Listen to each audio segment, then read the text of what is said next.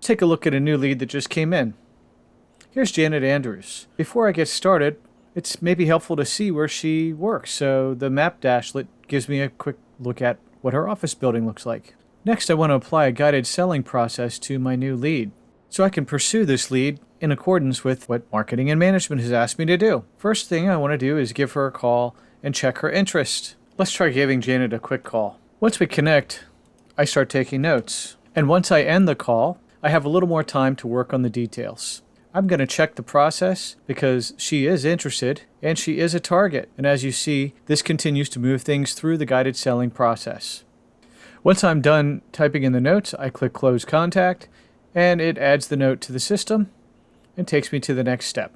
And as I glance down, I notice that the qualification process tells me that the next step is the requirements analysis section.